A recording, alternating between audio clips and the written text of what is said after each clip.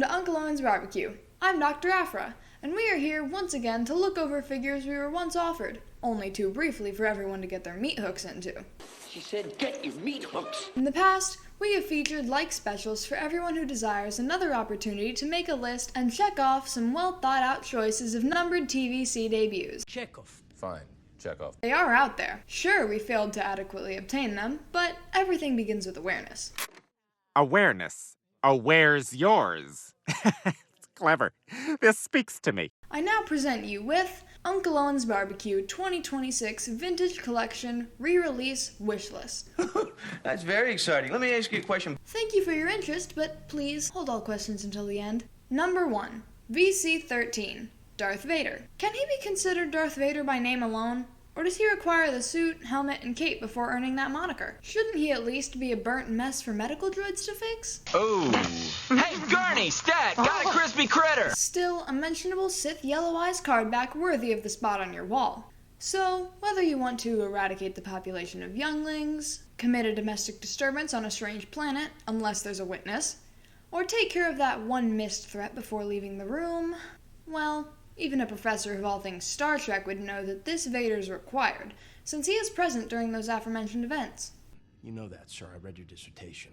Number 2. VC16. Obi-Wan Kenobi. Equally notorious as the last choice is its opposite in a card-backed scene, however without the character's appearance looking all mid-duel, and with a pilot's headset, which should have been with the Episode 2 variant. I'm sure there's someone who knows this answer, and we're sure not to know what it is, because they're probably out right now, enjoying the breeze and crossing the street.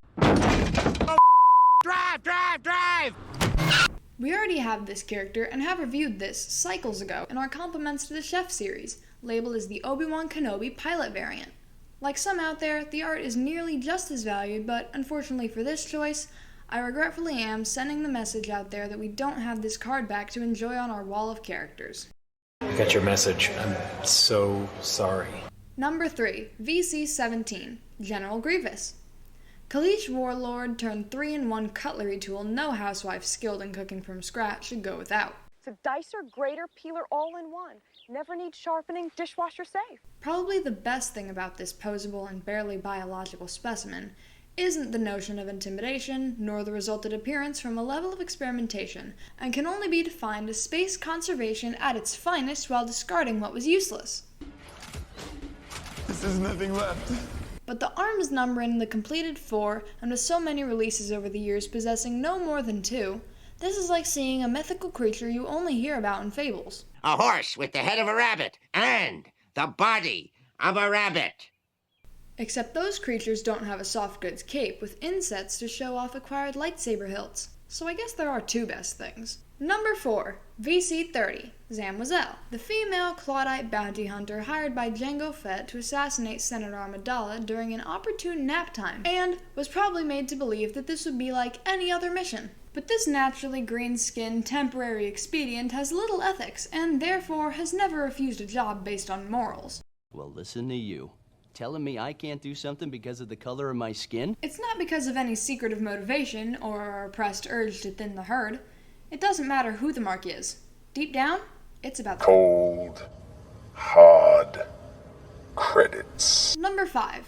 VC33. Padme. Peasant disguise. We were already given the peasant disguise Anakin, so why not a Padme too? It's pretty crazy. I haven't seen her in years. The aftermarket fluctuates far too much for my liking as it pertains to this Padme variant, and I believe we could all benefit from another visit from Senator Amidala on her clandestine travels, evading pursuers to parts comfortable and secure. There's a few common keywords to listen for, like secure. Just run. Number 6. VC90. Colonel Kraken. You may not remember Aaron Kraken due to his appearance existing in a deleted scene, where he provided assistance during the Battle of Endor. I've never heard of them. Not from his skills as a pilot in the Tala Squadron, but of the top turret gunner in the Falcon, while flown by a talented scoundrel whose door is always open to his admirers. Give your information to Lobot here and we'll be in touch. Lobot? Man, you. Fun fact, the person behind the mask of Woof shares another role in Episode 6. Let's see who he really is. You guessed it, the one billed as Rebel Gunner. Not by any real name, just Rebel Gunner. I just want to say that This really sucks. Who would never stop fighting and simply enjoy retirement. And as the galaxy transitioned from an empire back into a republic, veteran and senior citizen Kraken would work with New Republic intelligence and even confronted a very real threat. He just heard the call and started gyrating in an attempt to protect his homeworld from being conquered by the Yuzon Vong, but... You knew that! Number 7. VC-91, Rebel Calamari Pilot. I'll never understand the concept of fighting at the side of those members of the rebellion who must be crazy enough to get in the cockpit of an A-Wing and pilot with the adequate skill to avoid exploding and still not have a name. I understand. In death, a member has a name. Of course, it would be worse to have segmented eyes and a weird name everyone knows, only to have said weird name not be worth very much. Weird. Army building is one of the best things about collecting the different species variants because it shakes things up. You get individuality and more play value when you can refer to a dirty-looking character as the best of them instead of one of them. Excuse me? One of them? Number 8. VC-156, Rey Rise of Skywalker. In what seems like the very same style of outfit Rey wore on Jakku, only this time it's manufactured with softest 2-ply and a once-over with clear coat to prevent absorption with the hope that a long time ago doesn't coincide with that time of the month. Ah, it's a period joke. It's a period joke. Haha. Okay, moving on. We may never see her again on the big screen, so it would only be right to give her one more chance to be on the shelves. Not everyone deserves the honor of immortalization, or would appreciate the gesture. That was the prototype! Others just receive a terrible luck of a draw when it comes to any given design. From screen to product, since Rey's outfit repels dirt and never gets wrinkled, this variant works for nearly any recreated scene. If we're not going to be blessed with a 3 3/4 inch dark Rey, and I do not mean in some retro 5POA version, then I must insist that we re-release this First Order fighting female Force user. At least until Hasbro does eventually produce, and overcharge, for the tardy Dark Rey. Number 9. VC-157, Zori Bliss. Zori is the leader of a band of Kijimi Spice Runners, and used to be a partner of Poe Dameron until he abruptly abandoned the quickly climbing ranks Bliss. I quit. Dameron would become a mark in her past that she would gladly erase. Except when the time would finally come, Poe showed that even though he left her, he didn't leave because of her. Okay, I apologize, it's not true. It may be that Poe hates irritable persons, or doesn't like to be asked constant questions, and whether she knows it or not, Zori offers both when she drinks. But she's not much of a drinker, so it's made her a little... What do you want? Belligerent. I know that I would have liked to have seen this character's face with a wearable helmet, but I'm over that. However, VC-157 is definitely not to be skipped. There are only a handful of Y-Wing pilots that don't end up floating in the dark silence, and it'd be nice to have her among the Citizens' fleet, demotivating the doomed with words of encouragement only a born leader could deliver, those words being the last some will hear. I'm praying for you, sir. Thanks. Number 10, VC-160, Poe Dameron. Who doesn't like this consistently surprising, uncompromisingly confident ace? Nobody? Okay. I'm still going to say a few words, as there are few Resistance pilots out there for purchase. What? As far as organized and uniformed squadrons go, you can see why someone like Poe Dameron in his flight suit is such an important one, especially since 3 separate X-Wings have been released. We have the security camera footage. Let's roll it.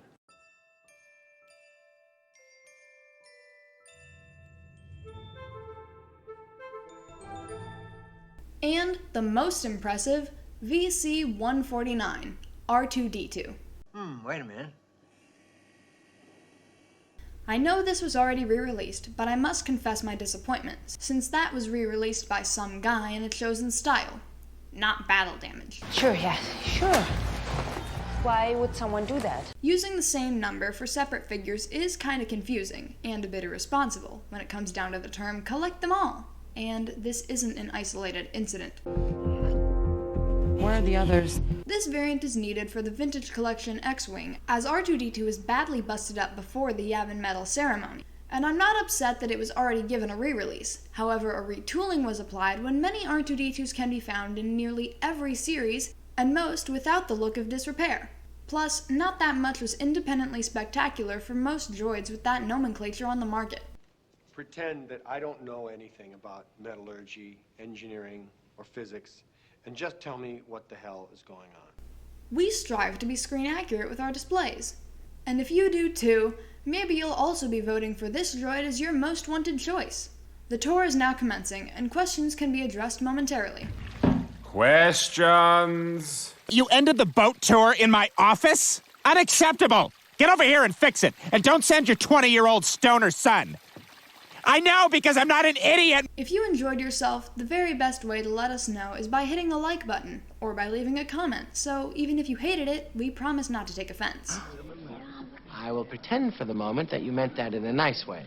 You could always subscribe, unless you've already done that, in which case, don't counterproductively tap subscribe again. That is not how this works! Instead, you can make sure you ring the bell so you'll always be notified when the freshest order is up.